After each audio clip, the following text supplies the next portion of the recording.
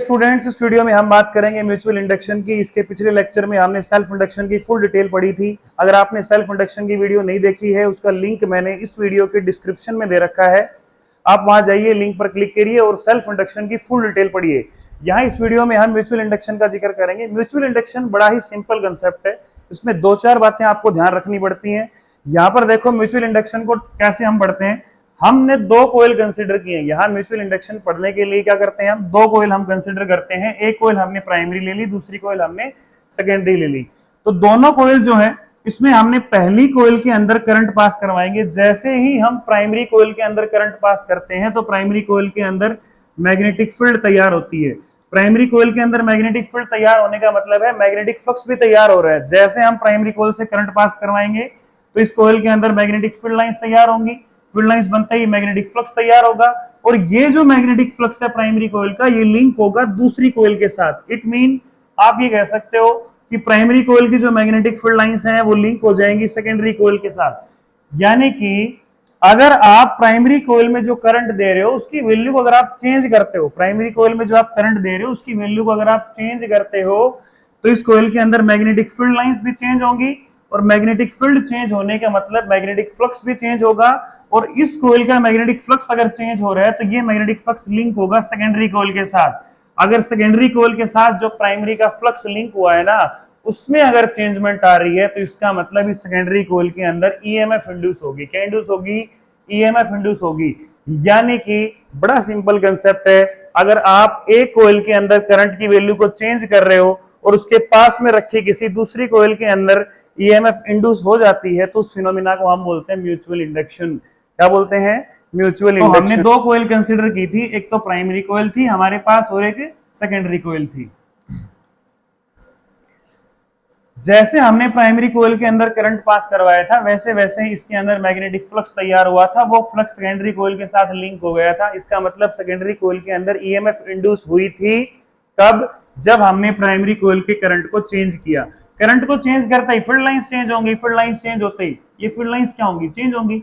और जैसे field lines change होंगी तो इसके अंदर का फ्लक्स भी क्या होगा? चेंज। वो फ्लक्स सेकेंडरी के साथ लिंक हो रहा है। इट मीन सेकेंडरी कोयल के अंदर जो चेंज इन फ्लक्स है वो ईएमएफ इंड्यूस करता है। तो सेकेंडरी कोयल में ईएमएफ इंड्यूस हो रही थी प्राइमरी कोयल में करंट को चेंज करने से। इसका मतलब ये हुआ कि सेकेंडरी कोयल का जो फ्लक्स है ना, वो प्राइमरी कोयल के करंट पे डिपेंड करता है। तो यहां जो फ्लक्स हमने कंसीडर किया है वो हमने प्राइमरी कोयल का फ्लक्स हमने φ1 मान लिया और जितना फ्लक्स सेकेंडरी के साथ लिंक हुआ था उस फ्लक्स को हमने मान लिया φ2। इसके नंबर ऑफ टर्न्स हमने n1 मान लिए, इसके नंबर ऑफ टर्न्स हमने मान लिए n2। यहां जो करंट हम सप्लाई कर रहे हैं वो उस करंट को हमने I1 कंसीडर कर लिया। पहली बार दिमाग में क्या सेट रखनी है कि अगर आप करंट की वैल्यू को बढ़ाते हो तो इट मीन यहाँ पे जो φ2 उसकी वैल्यू भी चेंज होगी, क्योंकि करंट की वैल्यू बढ़ाने का मतलब है फ्लक्स ज्यादा बढ़ना। और फ्लक्स अगर ज्यादा लिंक हो रहा है तो मतलब φ2 बढ़ रहा है और φ2 अगर बढ़ रहा है तो मतलब इसके अंदर जो ईएमएफ इंड्यूस होगी वो भी क्या होगी? ज्यादा होगी। अगर करंट की वैल्यू को आप कम कर दोगे तो कम फ्लक्स लिंक हो पाएगा और कम फ्लक्स लिंक हो पाएगा तो मतलब ईएमएफ कम इंड्यूस होगी। सीधी सीधी बात है कि इसका जो फ्लक्स है वो प्राइमरी के करंट पे डिपेंड कर रहा है। तो डायरेक्ट लिखो कि flux linked with secondary coil, flux linked with secondary coil depends on या proportional to current in primary coil. Primary coil के करंट पे डिपेंड करेगा सेकेंडरी का फ्लक्स। तो यहां से हम क्या लिख सकते हैं? φ2 इज इक्वल टू, प्रोपोर्शनल को हटाओ, कांस्टेंट का इस्तेमाल करेंगे। कांस्टेंट हमारे पास यहां ले लिया हमने m यहां पर कांस्टेंट है और इसको हम बोलते हैं कोफिशिएंट ऑफ सेल्फ इंडक्टेंस। यहाँ पे सॉरी, सेल्फ इंडक्टेंस नहीं, म्यूचुअल इंडक्टेंस, गलती नहीं करनी है। सेल्फ इंडक्टेंस का कांसेप्ट पीछे वाला था, उसको L से लिखते हैं। तो यहाँ m जो हो गया हमारा वो हो गया coefficient of mutual inductance. m को हम बोलते हैं कोफिशिएंट ऑफ म्यूचुअल इंडक्टेंस। यहां से आप m की वैल्यू भी फाइंड आउट कर सकते हो। m यहाँ पर हमारे पास क्या आया? φ2 अपॉन में I1, φ2 अपॉन में I1 यानी फ्लक्स अपॉन में करंट आपको कोफिशिएंट ऑफ म्यूचुअल इंडक्टेंस देगा।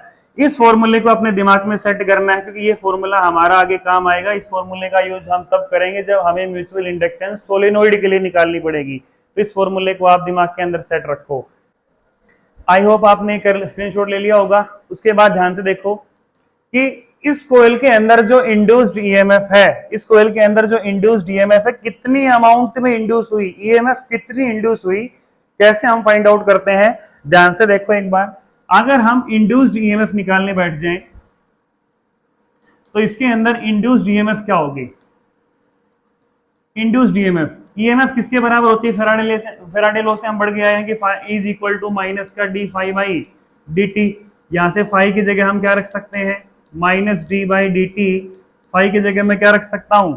M I. क्या रख सकता हूं? एम आई। नॉर्मली हम 1 और 2 प्राइमरी और सेकेंडरी के लिए इस्तेमाल कर रहे हैं और यहां पर हम डायरेक्ट एम इंटू आई लिख सकते हैं। एम आई, एम क्या है? Coefficient of cell mutual inductance. तो यहां से एम को हम क्या कर लें? बाहर ले लें, minus D by D t. एक सेकेंड,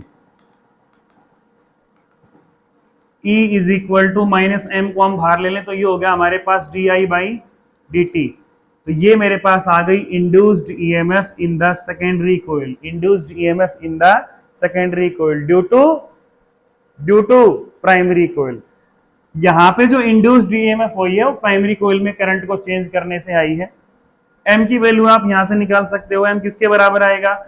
dt को इधर भेज दो, E इंटू में dt, माइनस साइन का इस्तेमाल कर दो और di को नीचे ले आओ, अपॉन में di। यहां से आप m की वैल्यू भी निकाल सकते हो। इस फॉर्मूले से आप m का डायमेंशन फॉर्मूला, m की यूनिट भी आप फाइंड आउट कर सकते हो। ध्यान से देखो, अभी हमने पढ़ा कि ईएमएफ जो आई थी क्या आई थी? वो माइनस का m di बाई dt।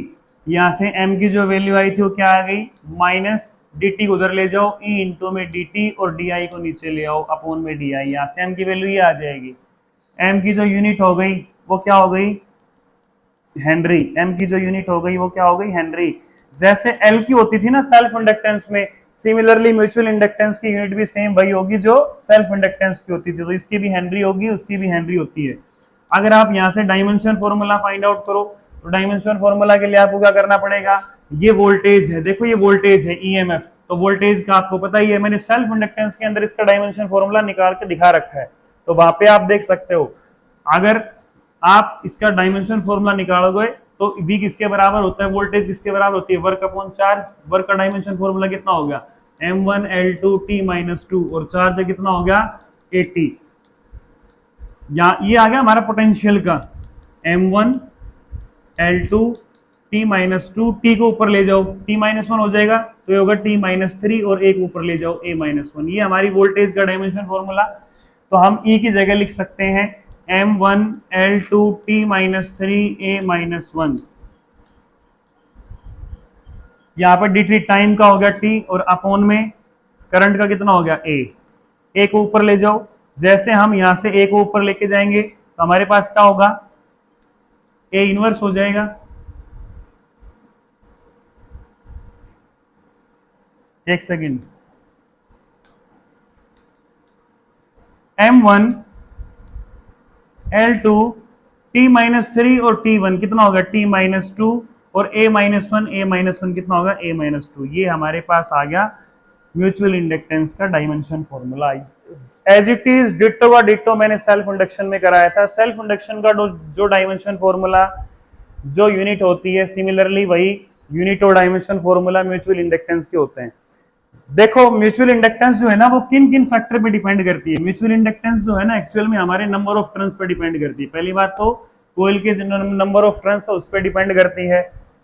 दूसरी बात ये एरिया ऑफ क्रॉस सेक्शन पे भी डिपेंड करेगी। जैसे हम सोलेनोइड के लिए पढ़ेंगे वहां आपको पता चलेगा कि एरिया ऑफ क्रॉस सेक्शन पे भी डिपेंड कर रही है या नहीं कर रही, तो एरिया ऑफ क्रॉस सेक्शन पे भी डिपेंड करेगी। उसके अलावा दो कोयल्स के बीच की डिस्टेंस पर, प्राइमरी कोयल और सेकेंडरी कोयल, दोनों कोयल के बीच की डिस्टेंस पर भी डिपेंड करेगी।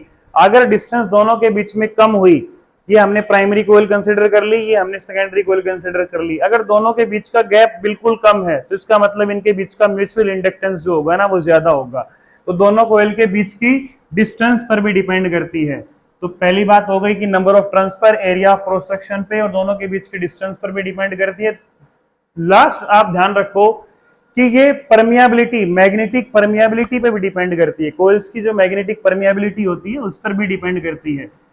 तो अब हम ये कंसेप्ट पढ़ने वाले हैं कि कोएक्सियल सोलेनोइड के लिए हम म्यूचुअल इंडक्टेंस कैसे फाइंड आउट करते हैं। बड़ा ही सिंपल कंसेप्ट है, केवल आप देखो ध्यान से, हमें पहले हमने जो कंसेप्ट पढ़ा था ना, अभी हमने जो कंसेप्ट किया है प्राइमरी कोयल और सेकेंडरी कोयल का, बिल्कुल डिट्टो सेम का सेम वही है, इसमें अलग कुछ भी नहीं करना आपको। आपको क्या करना है कि एक तो हमने प्राइमरी कोयल कंसिडर की थी भाई, इसके साथ देखो सेम एक्सिस के साथ, दोनों का एक्सिस क्या होना चाहिए, बिल्कुल सेम। तो इसके साथ हमने सेकेंडरी कोयल कंसिडर की थी। इस कोयल के अंदर जो करंट हमने दिया था वो I1 था, इसके नंबर ऑफ टर्न्स जो हमने माने थे वो N1, इसके नंबर ऑफ टर्न्स जो थे वो N2। ये प्राइमरी कोयल है, ये सेकेंडरी कोयल है। प्राइमरी कोयल का जो फ्लक्स था वो हमने φ1 माना था, सेकेंडरी कोयल का सेकेंडरी कोयल से जो फ्लक्स लिंक हो रहा था उसको हमने क्या मान लिया, φ2। सेकेंडरी कोयल का फ्लक्स जो है वो प्राइमरी के करंट पे डिपेंड कर रहा था। इस वीडियो में ये बात बहुत बार बोल चुका हूं, तो इस चीज पर गौर करिए, बिल्कुल इस कंसेप्ट के अंदर यही चीज है। हमें निकालना है म्यूचुअल इंडक्टेंस। म्यूचुअल इंडक्टेंस हम कैसे फाइंड आउट करेंगे, वीडियो को थोड़ा सा पीछे करके देखिए। आपको म्यूचुअल इंडक्टेंस का फॉर्मूला मैंने अभी अभी फाइंड आउट करवाया था कि म्यूचुअल इंडक्टेंस को हम लिखते हैं φ2 बाई I1 से। इस फॉर्मूले की हेल्प से हम इसके अंदर म्यूचुअल इंडक्टेंस फाइंड आउट करेंगे। इस इक्वेशन को हमने मान लिया नंबर ए। अगर आपको इस फ्लक्स की वैल्यू मिल जाए, सेकेंडरी कोयल के साथ जो फ्लक्स लिंक हो रहा है अगर उसकी वैल्यू मिल जाए तो आप यहां पे उसको टिका दो और आपको क्या मिल जाएगा, म्यूचुअल इंडक्टेंस की वैल्यू मिल जाएगी। तो हम फ्लक्स देखो कैसे फाइंड आउट करते हैं। फ्लक्स हमें पता है किसके बराबर है, मैग्नेटिक फील्ड इनटू में एरिया ऑफ क्रॉस सेक्शन। अगर एन टर्न्स होंगे तो एन टर्न्स के लिए फ्लक्स किसके बराबर आ गया, phi is equal to NBA। हमें सेकेंडरी का फ्लक्स निकालना है। सेकेंडरी का फ्लक्स अगर हम फाइंड आउट कर रहे हैं तो 1 नंबर ऑफ टर्न्स किसके हैं, सेकेंडरी के होंगे। अच्छा, इसके साथ जो मैग्नेटिक फील्ड लिंक हो रही है, इसके साथ जो मैग्नेटिक फील्ड लिंक हो रही है वो किसकी हो रही है, प्राइमरी की। किसकी हो रही थी, प्राइमरी कोयल की मैग्नेटिक फील्ड लाइंस इसके साथ लिंक हो रही थी। तो इसका मतलब यहां जो आप मैग्नेटिक फील्ड रखोगे ना वो किसकी रखोगे, प्राइमरी की। और into area of cross section दोनों का हमने क्या मान रखा है, सेम। तो φ2 is equal to N2 B1। B1 की जगह मैं क्या लिख सकता हूं, सोलेनोइड की मैग्नेटिक फील्ड आपको याद होनी चाहिए क्या होती है, म्यू नॉट NI। सोलेनोइड के लिए जो मैग्नेटिक फील्ड होती है क्या होती है, वो म्यू नॉट NI और इनटू में A। N जो है यहाँ पे टर्न डेंसिटी होती है। टर्न डेंसिटी क्या होती है, number of turns per unit length. ये चीज मैंने सेल्फ इंडक्टेंस में भी आपको पढ़ाई। टर्न डेंसिटी होती है number of turns per unit length. हमारे पास जो टर्न डेंसिटी होगी उसको हम यहाँ पे क्या लिख सकते हैं, φ2 is equal to N2 mu naught, N को लिख सकते हैं number of turns per unit length और इनटू में I और इनटू में A। देखो मैग्नेटिक फील्ड जो थी ना वो प्राइमरी कोयल की थी, तो इसका मतलब यहाँ नंबर ऑफ टर्न्स भी किसके होंगे, प्राइमरी के। इसका मतलब यहाँ जो करंट फ्लो कर रहा है वो भी किसका है, प्राइमरी का। भाई प्राइमरी के अंदर करंट फ्लो कर रहा है तभी तो मैग्नेटिक फील्ड बनी थी प्राइमरी में। तो प्राइमरी की मैग्नेटिक फील्ड किसकी वजह से आई थी, प्राइमरी में करंट देने से। तो उसको हमने I1 मान रखा है तो हमने I1 लिख दिया। इतनी बात सबको क्लियर हो गई होगी। हमारे पास ये फ्लक्स आ गया, देखो φ2 आ गया हमारे पास N2 mu naught N1 I1 A by L। अगर इस φ2 की वैल्यू को हम यहां पे रख दें, इस φ2 की वैल्यू को अगर हम यहां पे रख दें तो हमें M की वैल्यू मिल जाएगी। रखो एक बार फर्स्ट में पुट कर दो। M हमारे पास क्या आया, देखो ध्यान से, M की वैल्यू हमें क्या मिलती है, M इज इक्वल टू φ2 की जगह हम सारा लिख दें, mu naught N1 N2 mu naught N1 N2 I1 A upon में L और अपोन में क्या है I1 और अपोन में क्या है भाई I1 से I1 क्या होगा, कैंसिल आउट। तो हमारे पास जो म्यूचुअल इंडक्टेंस आई वो किसके बराबर आई, mu naught N1 N2 A upon में L। ये म्यूचुअल इंडक्टेंस आ गई for long two coaxial solenoid. इसका फॉर्मूला आपको ध्यान रखना है। अच्छा, प्राइमरी का सेकेंडरी के रेस्पेक्ट में हो चाहे सेकेंडरी का प्राइमरी के रेस्पेक्ट में हो, म्यूचुअल इंडक्टेंस बिल्कुल फॉर्मूला डिट्टो का डिट्टो, सेम का सेम रहेगा।